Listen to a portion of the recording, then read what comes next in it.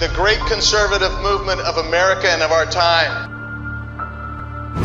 A brush fire of freedom is being lit all over this country. We, as an irate, tireless American populace, will overcome the few radical leftists that control the levers of power today. Joe Biden's failed economic policies has given us inflation like you can't believe, and the border is in disarray. It's amazing how few of the people commenting on this have actually bothered to go see what's happening. Well, Congressman Andy Biggs of Arizona actually went to the border. Biggs, where's Andy? Boy, oh boy, Andy. There's a guy. He's tough.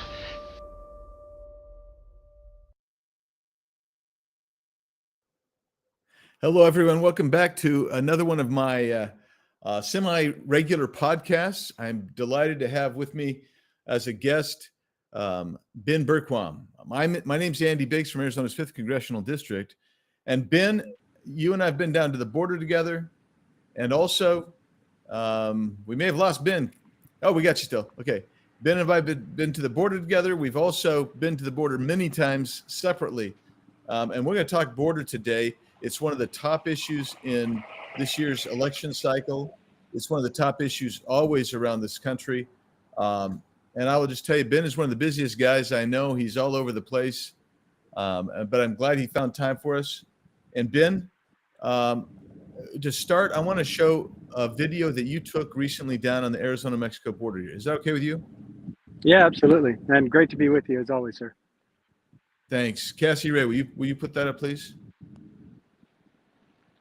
There's a Cartel Lookout on the top of that mountain, and there are guys controlling this pathway.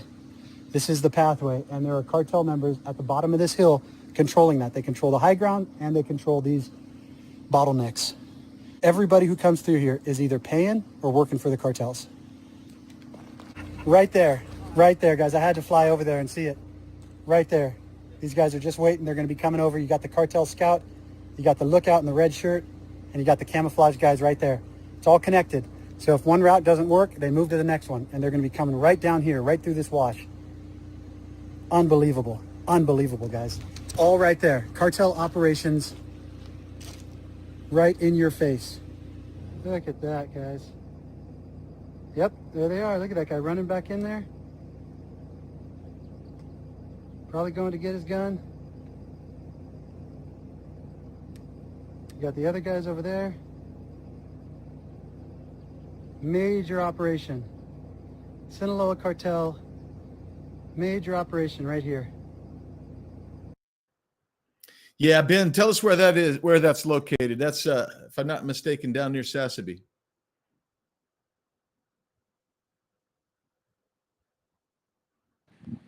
We got you, Ben, still? Yep, I'm here, sir. Yeah, okay. Tell us where that was. So that was right at the end of the wall in Sassabee, Arizona, just outside of Sassabee, south of Tucson, Arizona. It's basically, it's an area called No Man's Land. I know you were there just right after that as well. And we've been covering this. I was down there with Tim Foley. I go down there with Art Del Cueto quite a bit. And it is Border Patrol Vice President, just an amazing patriot as well. This is, it's an area that's basically been ceded over to the cartels. And it's basically like this from Texas to California, everywhere that there isn't a port of entry now. And it's a direct result of Kamala Harris and Joe Biden's policies that have invited the invasion into our country on our southern border, that have created this entirely new idea, this framework. They call it CBP-1. It's basically illegal immigration on demand. Rather than coming across illegally, turning yourselves in, we're going to have you fill out this application, and we'll bring you in illegally anyways, and we're going to use all the Border Patrol resources that we were using on securing the border to help process these illegals. And we're going to pay off the NGOs and the United Nations as we do it, and then traffic these people into your neighborhood. Well, while that's happening, they've left these vast stretches of the border just wide open where the cartel is exploiting that. And these are areas that the cartel's exploited for years. This is known high drug trafficking areas. But now they basically operate at will. And it's actually in that same location where last year I had a drone shot out of the sky. They had AK-47s. They came out of those little tents. I flew a little too close and they shot my drone out of the sky. And so it's no joke. And they don't just stay on that side. Every single one of those guys, we actually, the clip before that, I don't know if we're going to play that later, but if you haven't seen that, is they were actually right about to come across. It's about a mile up the road down at the wall where you guys were, and they had their backpacks. They had just sent the group over that turned themselves in, the illegals. By the way, it's not only CBP-1, it's not only coming across the ports of entry. Kamala Harris is lying. Joe Biden is lying. They still come across illegally. Just a few minutes before that, I had caught a group of 7 Egyptians that had just come across, and they had just been trafficked. They had been kidnapped for 2 weeks by the cartel. They had been sent in. When Border Patrol came down, picked these guys up, they left. Right behind them was a group of drug traffickers that were about to come in. And had we not been there, they would have come in. But guaranteed, right after we left, they came across because there's no one else out there to stop them. So this is what our southern border looks like because of what Joe Biden and Kamala Harris have done. I appreciate you sharing that video with us and what you've told us today. I was at that same location probably, it seems like a month ago or so. And you know, the funny part about it, just to tell you the one funny part about it is when we got down to the end of the fence, there was a sticker that said Trump Vance 2024 stuck to the end of the fence, which I thought it was kind of hilarious. But you know, I didn't put that there. Although had I had a sticker, I would have been very tempted to. But hey, it tells the story. That wall ends there because Trump is not in office today, and as soon as Trump is back in office, that wall will continue. And it's just, I mean, that's as simple as this is. President Trump was America first, and Joe Biden is America last. And really, what I love about what you saw, I didn't pick up on this when I was there. You went into the little tent. Yeah. I was busy interviewing these guys.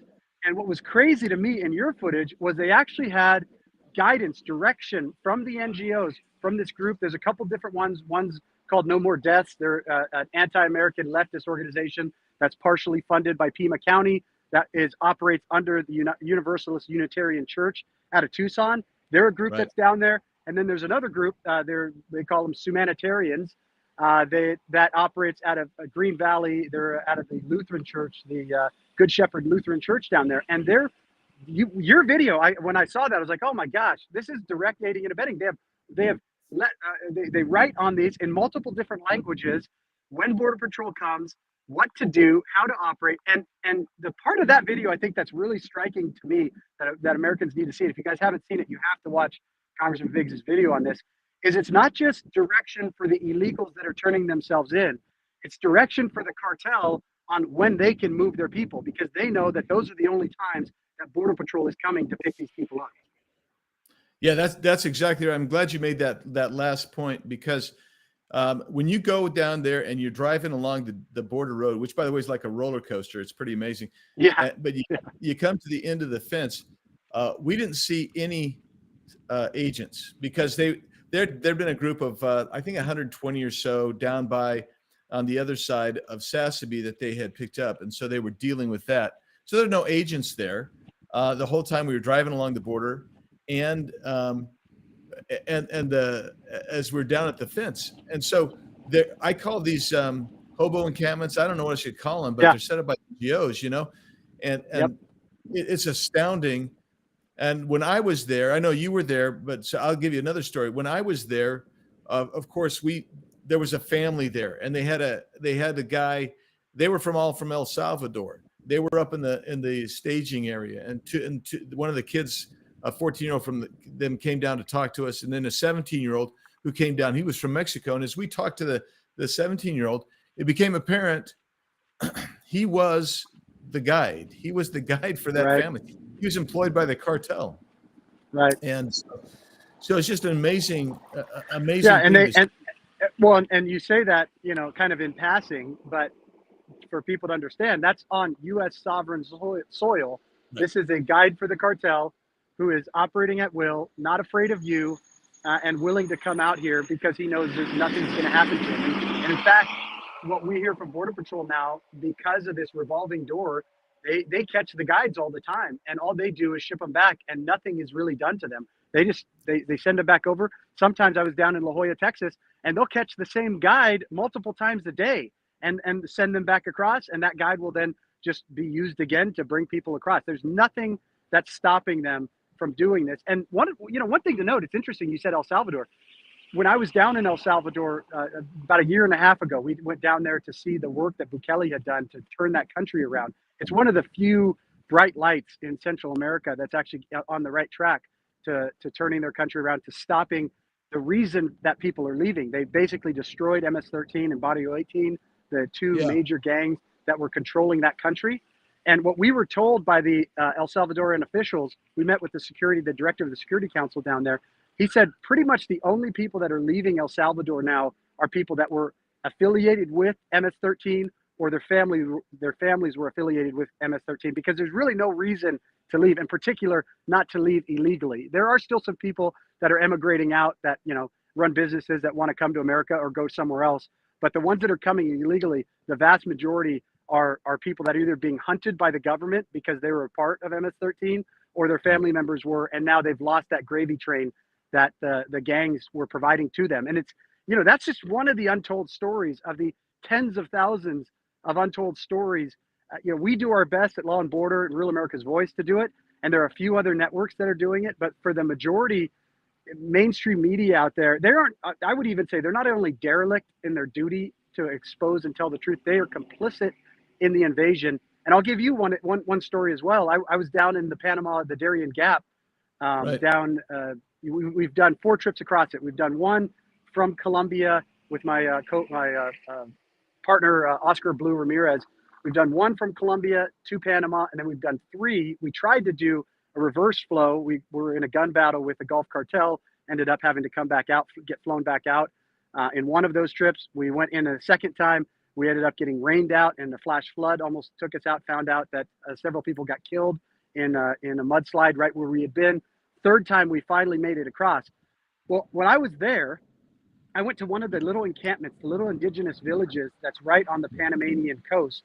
And we were filming this, and I couldn't believe the amount of garbage that was on this beach. I mean, it's one of the most beautiful, pristine, and sorry, there's a truck going past me right now.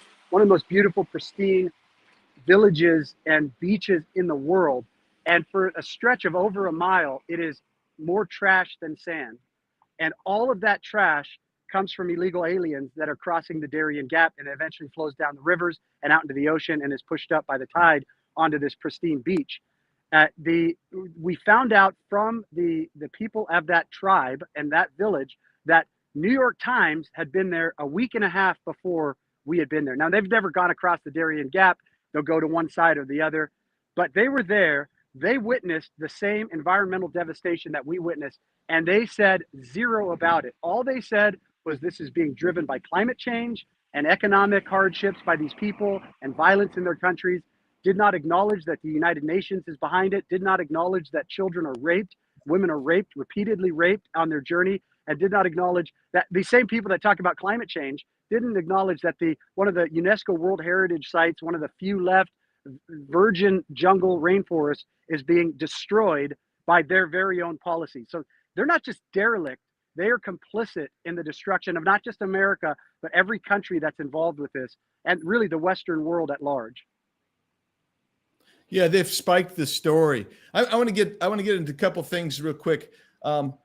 Here's the numbers: 2.7 million encounters under Donald Trump, more in 4 years under this administration. Yeah, these are admitted. These are official numbers. These aren't by media, anyways. 12 million encounters under this administration, most of whom were let go into this country. You've got a massive caravan that's already formed that's coming up because they want to get here, regardless of who wins the election. They know they got to get in to be released into the country before January 20th if Donald Trump is elected. So these are not my data. This is data from the Biden administration, the Harris administration. So I'll give you one other thing. So I want a comparison. So we have what Trump did before, and we know what happened there. We also have the what's gone on under Biden-Harris. we also have what Trump said he's going to do. So here's what I want. I want to compare the Senate bill that Kamala Harris keeps talking about, which would have codified literally 7,500 people a day before you do anything, before you have to do anything. And there were also 40 exceptions getting to that 7,500. So 7,500 a day coming in, which is actually north of where we sit today. So it would actually codified even more illegal immigration, right, Ben? And so that's what they want. That's what they want. And on the other hand, Trump is saying, look, what we're going to do is we're going to actually enforce the law that was there. So give us kind of the apples to apples viewpoint on the ground. You've been there many times. I've been there many times. A lot of yo-yos who make comments about this stuff, they've never been there. They don't know what they're talking about. That's right. They have their head up their pork hole. And so the reality is we're dealing with people who introduce legislation and champion it. And the closest, for instance, that Kamala Harris has ever been to the border is sucking down a margarita in El Paso or standing in Cochise County next to a Trump wall for 15 minutes. And I know that's the fact because I called the CBP guys. So tell us. Yeah.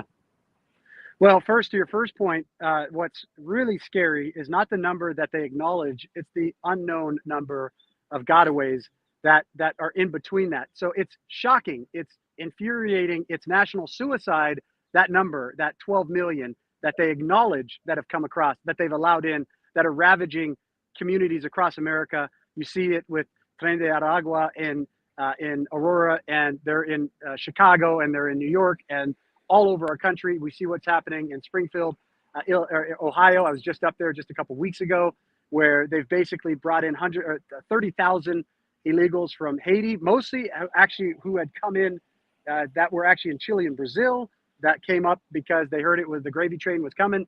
And you have all of these massive facilities up there, companies up there that want cheap labor. And so they partnered with these staffing companies to bring them up. So you've got that side of it.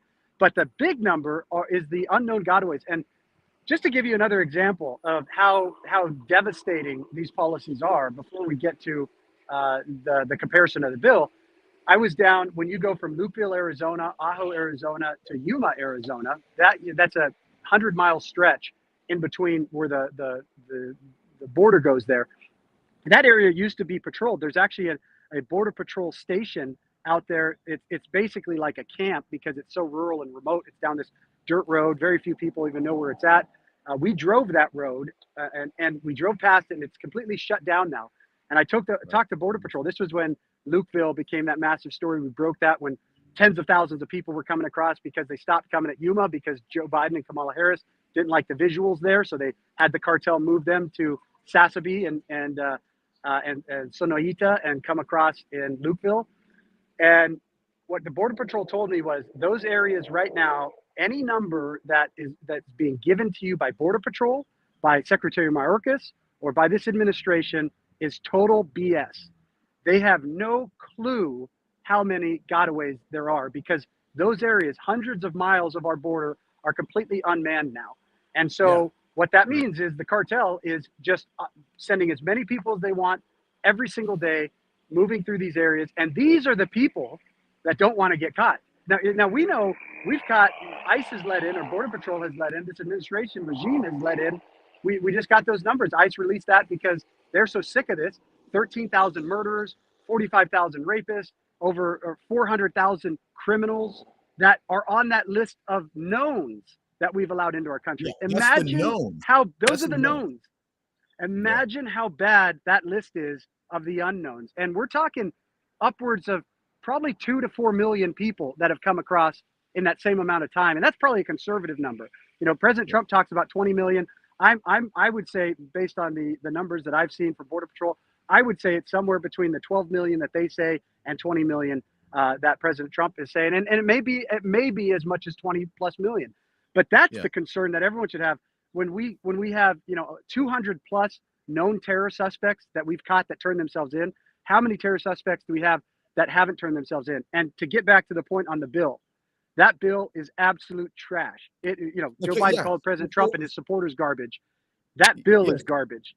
Yeah. So And let's the fact that, let's yeah, just for a sec there. Let's compare it yeah, to the bill passed out of the House, HR2, the yes. Republican bill that addressed Flores, TVPRA. It addressed detention. It addressed asylum. All of these things. So let's make a comparison there Well, too. the simplest is, as you said it, that trigger mechanism doesn't take effect until you have 7,500 people per day coming in. Well, what Yeah. good does that do? And by the way, those 7,500 people are now being handed over to Border Patrol, who are having to process them at the processing centers, and the border is simply wide open. HR2 actually would secure the border. That's the difference. This does Joe Biden, and what's sad to me is that you had any Republicans sign on to this as if it was some sort of good bill. It basically, as you said, it codifies illegal immigration. And not only does it do that, the big concern that I have with it is it pays off the sanctuary communities. It's not doing anything to slow down the illegals that are coming in. Right. You know, they're talking about $14 billion coming for the processing. Well, a lot of that's going to go to these sanctuary cities like New York that are going bankrupt. But New York itself estimates that it's going to cost them $12 billion over 3 years. That's just New York City, $12 billion over 3 years to house and to move and to transport and to feed all the illegals that are coming in. Chicago's numbers are right about the same. So when you talk about I mean, it's just a slap in the face to the intelligence of the American people. That bill was a give me to Joe Biden and the Democrats, the open border Democrats, whereas HR2 would actually slow down the flow, would ultimately stop people from gaming the asylum system. And that's the biggest problem in all of this. If you boil it down to what is causing the invasion on our southern border, it is the gaming of the asylum system that the United Nations, Catholic Charities, Lutheran Social Services, Jewish Family Services, and the 6 other major NGOs that operate in America have realized. They've basically written the policy for the administration on how to allow people in, which gives them more money. Until we get a handle on that, until we re-implement President Trump's Remain in Mexico policy, no bill is going to really do anything. That's really the first step. Is President Trump in office, reenact the Remain in Mexico policy, and that really turns off the spigot, because if those people that are coming across know that they're going to have to wait in Mexico until their asylum claim is adjudicated, they stop coming. And that's what we saw under his first term. That bill out of the Senate does absolutely nothing to address. It doesn't only not do nothing, it makes it worse. It gives a pathway to citizenship to many of the illegals that have come in. And basically all that does is hold up a carrot and say, well, it worked for them, it can work for me. It'll open up the floodgates like we haven't even seen. It's going to be worse than what we've seen so far. Yeah, and Ben, I want to we could talk about the 320,000 unaccompanied minors, which I believe is far higher than that this administration has misplaced. They actually copped to that. So I want to give you some specific. These things are actually within the last 7 to 10 days. Suspect in Chicago shooting of a Jewish man who's is going to synagogue was a catch and release illegal migrant who got into the country. He's from Mauritania, and he came in March of 2023. They let him go. He murdered this poor rabbi. In Louisiana, you had the illegal alien accused of raping, molesting young boys, including 4-year-old preschoolers. And the police chief there said this guy's a serial sex offender. Then you have the Volusia County, Florida. You've got a 27-year-old illegal alien. He's literally caught in the act of sexual assault by the deputies because the victim was able to call 911 and act like she was ordering a pizza. That guy is charged with sexual assault, kidnapping, and battery. In Virginia, you've got the MS-13 gang member who's from El Salvador, killed a young couple, both the man and the woman, 22 years old. They're in a park. Another El Salvadoran, that they were arrested in Alexandria, Virginia, even though the crime took place in Loudoun County. Another one in Loudoun County, another El Salvadoran illegal, and charged with a different murder. He murdered someone else. He entered California and was released into the interior. Then you have the illegal alien who's arrested, the 41 illegal aliens arrested this week in Florida for looting after the hurricanes. Then you got in Jacumba, and you've been to Jacumba, and Jacumba's, it was a hot spot. Still is actually fairly hot. Yeah, it still is. Yeah, so Coyote Jeff is down there, right? He's the guy. He rides on the little, motor scooter type thing.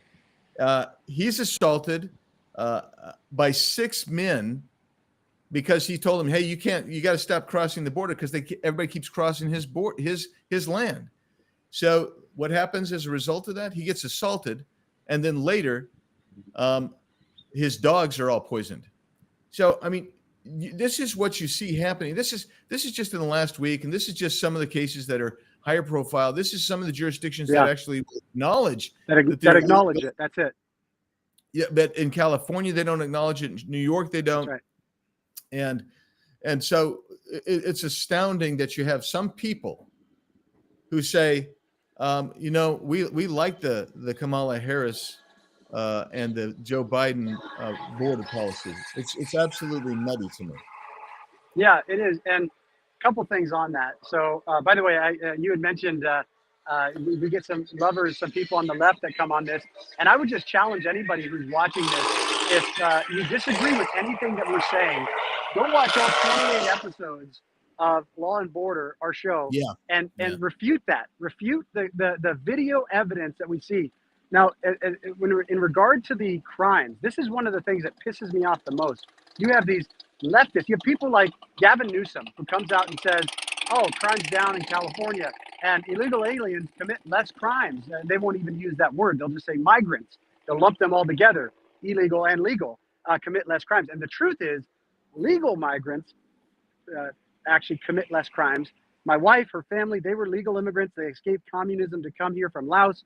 They knew that if they committed a crime while they were here legally, that they could get sent back. They could be deported. That's right. They wouldn't get their green card. They could lose their green cards and not have an ability to get citizenship. Now, that's for legal immigrants. The truth is, illegal aliens, when the actual information and when the studies are done accurately, commit far more crimes. And it's intuitive. You came across illegally. You don't care about the laws. You realize that you don't have to follow those laws. Why wouldn't you commit more crimes? And in particular, if you're a criminal in the first place, like a Tren de Agua or the Solis cartel coming out of Venezuela, or any of these, you said Mauritania, the Islamic Republic of Mauritania, by the way, where slavery still exists today. They only outlawed it in the 1980s. They outlawed slavery in Mauritania in the 1980s, but it still exists today. And many of the people that we interviewed from Mauritania said that they're escaping because their skin color, they're too dark. So there's more racism happening there in that African country by the lighter skinned Africans, the Moors, the Muslim Moors, than is happening here in America. So they're fleeing here. But so are many of the criminals, the drug dealers, the people that were controlling the slave trade and all that. So all of that's happening. The point, though, is, and thank God for my friend out in Terry Newsom out in Chicago. Very few people have actually done this. He started getting FOIAs for all of, and this is really, it's actually genius. So the left started putting all of these illegal aliens in one place. You know, they put them in hotels, they put them into these specific designated areas. And I don't know if they ever thought about this. Well, that gives us a great opportunity to FOIA criminal records and FOIA police records for those areas. And we're starting to get charts of the number of police incidents and the number of rapes and the number of murders and the number of drug issues, the number of human trafficking issues. All of these things are happening. Now, we've started this work in Chicago. Terry Newsom has started in Chicago, but we're starting to do this across America. And we are finding the numbers are astounding. The amount of crime that's happening directly in these places by illegal aliens is astounding. But Chicago doesn't release those numbers because they don't track whether you're legal or illegal. They if you get arrested in Chicago, or if you get arrested in New York, or you get arrested in California, you have to do a FOIA to find out where that person is, what their legal status was. In California, they make it almost impossible. Police can't ask the question. They try to keep ICE out of every facility. So you basically, all crime is reported as crime. Very seldom is it differentiated between legal and illegal. So moral of the story is, illegal aliens commit far more crime than American citizens do. The evidence is showing that. And what we've seen so far, this is the part that every American needs to understand. This is why we need the Second Amendment, why you need to be armed if you can at all times. That's why red states are so good. You need to understand that this is a taste of what's to come. This is the beginning. Right. It's not the end. Even when we take power back and President Trump's back in office, my foreshadowing of what's coming, you're not only going to have Antifa and BLM marching in the streets, burning down America. You're going to have Hamas, all these fake Palestinians that are basically just domestic terrorists. They're going to be joining them. And then you're going to have millions of illegals that are criminals that have already committed crimes. Some committed murders on our soil already, that are going to be attacking communities, attacking the police, attacking ICE, attacking Border Patrol. That is what's to come. And America needs to be ready. You've got to defend yourself. And we have to be ready to support law enforcement, support media like ours that's actually telling the American people the truth, and stand up when the lies are being told, when Antifa's out there trying to make the cops look to be the bad guys, or ICE look out to be the bad guys. But this is just the beginning, Andy. It's not the end. Yeah. Well, we've been seeing this. Has been a fight for a long time. I'll just close out with two things before we go, because thanks for your time, because we're at the time limit right now. But I'll just tell you, when you were talking about crime numbers, a lot of people don't realize that even the left fact checkers had to come back and admit, yeah, crime is up. And why is it up? Because the FBI, here's the deal with the FBI. They're not getting more than about 48% of the jurisdictions are even reporting anymore, right? So, yeah. So something like 32% don't report anything. Another 26% report only part of it. And the jurisdictions that don't report are big areas like LA. It's like New York City. They're not reporting. And so yeah, go ahead. Well, and one other thing on that, I forgot to mention this. You've got Soros-backed DAs that aren't prosecuting. So most of these, so in one case in the inner Chicago, there were over 200 incidents at that location over the course of a couple months, over 200 police calls. There were only 4 arrests. And we're talking about battery of women, abuse of children, trafficking of children, attempted murder, all of these things. So the majority, and even of those arrests, almost none of them are prosecuted. So even with the numbers that you look at from people like Fannie Willis out of Atlanta, some of these district attorneys, or the district attorneys in New York or in Chicago, the numbers are just absolute total BS. And as you said, those are the numbers that the FBI that are actually reported to them. So you take all that, it's such garbage. It's bottom line is, in 5 days, 4 days, we have the opportunity to save this nation and restore it and start turning this country back around.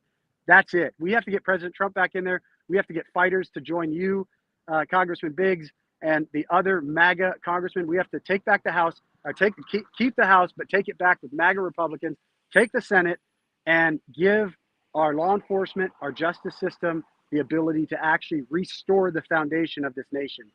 Otherwise, we're screwed. Yeah, that's the beginning of fixing it. Yeah, you're so right. And I mean, the last point I was going to make as we roll out of time here is,